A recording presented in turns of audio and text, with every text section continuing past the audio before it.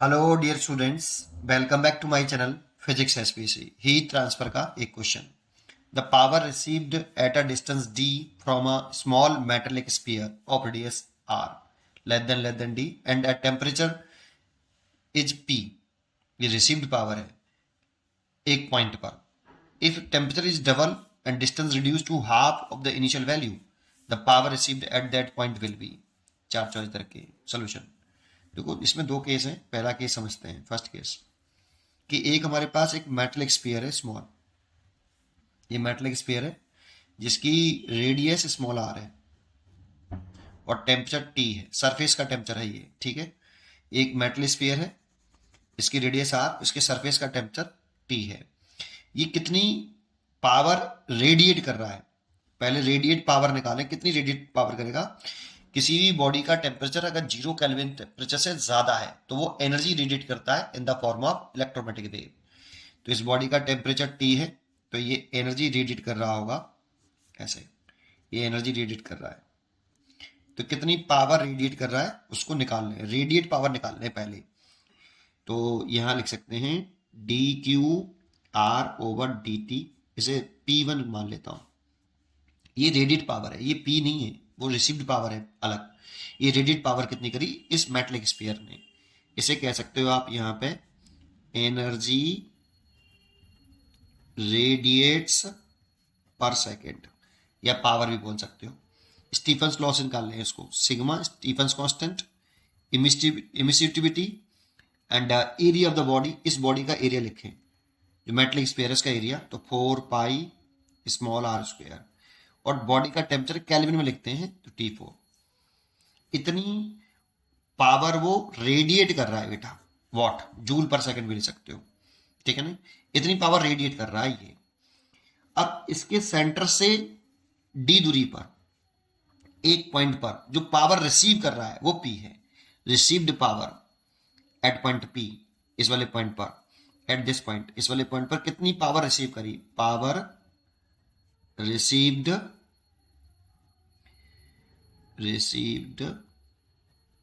Eight a distance D, eight a distance D from sphere.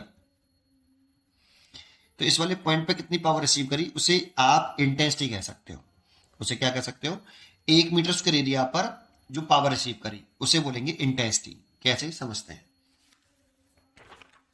देखो, जैसे ये कोई सोर्स है, इस सोर्स से जो पावर रेडिएट हो रही है वो ऑल्ट्रेशन में हो रही है। एनर्जी रेडिएट हो रही है, ऑल्ट्रेशन में हो रही है ऐसे।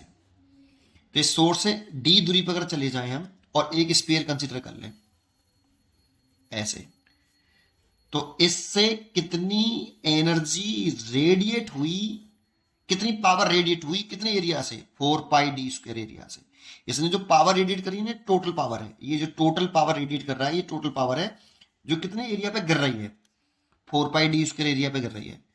तो 4 पाई डी स्क्वायर एरिया पर पावर गिरती है P जो रेडिएट करी, P1 सॉरी, इसे P1 माना है मैंने, है ना।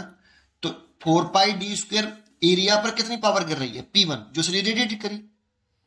तो इसके एक पॉइंट पर कितनी पावर गिरेगी? अब एक पॉइंट पे कह रहा है बेटा, इस पॉइंट पे पूरा पूछ रहा है, ना कि पूरे एरिया पर पूछ रहा है ना। तो एक पॉइंट पे जो पावर गिरेगी दैट मींस उस पॉइंट का एरिया 1 मीटर स्क्वायर मान लूं।